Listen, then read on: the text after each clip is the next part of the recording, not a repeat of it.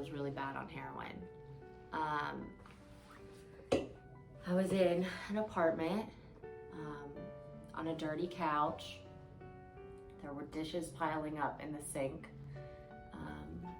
and there were flies flying around them because me and my boyfriend at the time had a running bet on how long we could let them stay there without washing them. And there were needles everywhere.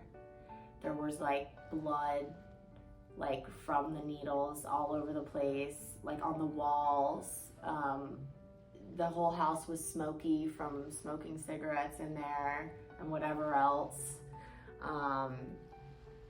And it was just really dirty. And I was just sitting there, numb, pale, track marks, broken, just a waste of life, really. Just a really sad environment at that point. And just shooting up drugs all day. So I think my childhood was one like on the movies, like a really good childhood. My parents were older, so that they gave me a lot of love and support. They were really there for me, and they were very present in my life. And yeah, they gave me a lot of support, not only financially, but just emotionally as well. And they kind of made me, I'm an only child too. So I'm an only child that was kind of like, they didn't think they would be able to have a child. So I was they called me like a miracle baby. But then there were my rebellious moments when I was growing up as well. So it wasn't just all great. I definitely had anger. I would lash out at teachers. I would lash out at classmates. And there were things that I didn't follow rules. I didn't like rules. I tried my first drink in 7th grade. I was probably 13, and we were at a school dance, and me and my friends thought it would be fun to leave the dance and go and drink at somebody's parents' house. And it was just fun, rule breaking, and that's how it started. Like, that was the first time. I went to a therapist and they prescribed me prescription medication, and one of them was Klonopin, which is an anxiety medication that's very addictive.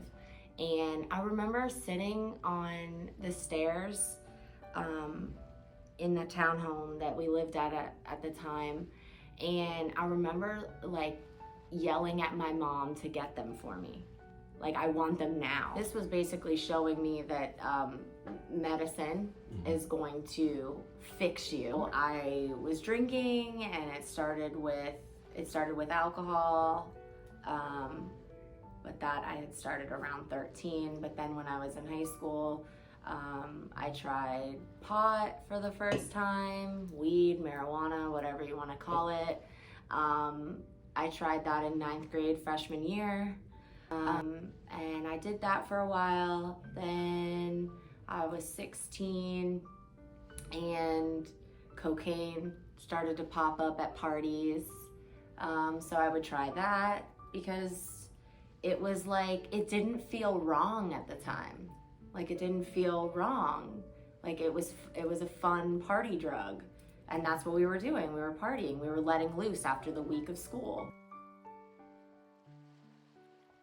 And I started school, and I just wouldn't go.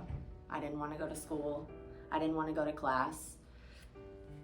I tried to join a sorority. They wanted me to be in the sorority, and I didn't want to go. See, this is where a little bit of my depression as well, that I had some depression and anxiety in 7th grade, when I had the eating disorder, those kinds of emotions started to come back. Isolating. I felt alone. I felt scared, and I had a sense of hopelessness. I'm not interested in doing anything. And some of that is depression. But again, the way I knew how to fix that was I went and found drugs. I started doing Xanax and drinking again, and Xanax really bad. And I told my parents, I don't want to be at school anymore. I can't do this. I'm leaving. And I went home. So this is the point at which we can tell that I'm not managing well in life. So that was when I went to treatment for the first time. Just so happened to be that I went to a treatment center where everyone was a heroin addict. And everyone was like, look at this girl, like, why are you even here?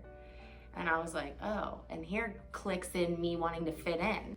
So yeah, so that's when I started with opiates. It started with blues, smoking blues, then I quickly went to shooting blues, and then I quickly found heroin to shoot that. And that's when I was down here in South Florida, and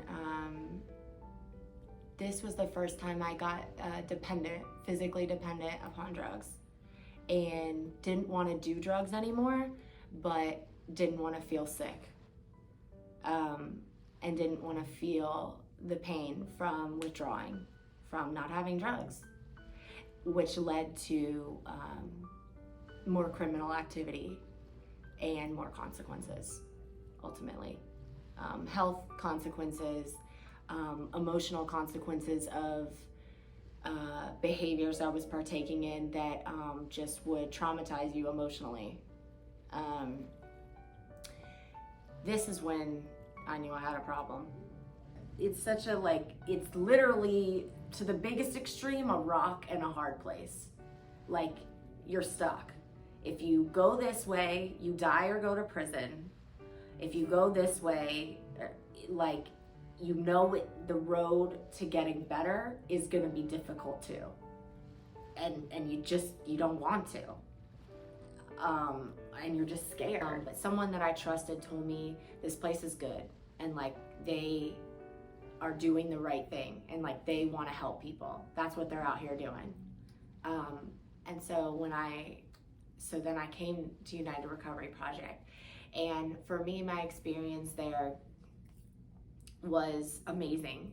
I really wanted to get a lot out of it.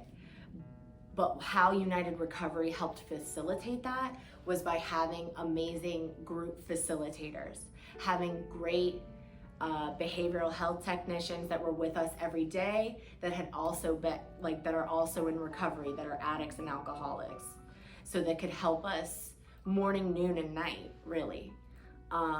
United Recovery Project, the people that worked there had gone through everything I had been going through, and that was really important. That was important to see what my life could look at if I just continued to trust this process and go through it all. I started to laugh, I cried, and I started to form bonds with people. I didn't have a job, no friends wanted to talk to me anymore. A boyfriend that was abusing me didn't want to talk to me. I didn't have a car. I had nothing. And most importantly, I didn't love myself and didn't love my life. All of that is completely opposite of my life now. I have people that rely on me. I have a job that I love, and a vision for the future, and a purpose to help people now. I feel completely fulfilled and it's just beginning, and I'm so excited. I'm so excited about my life today.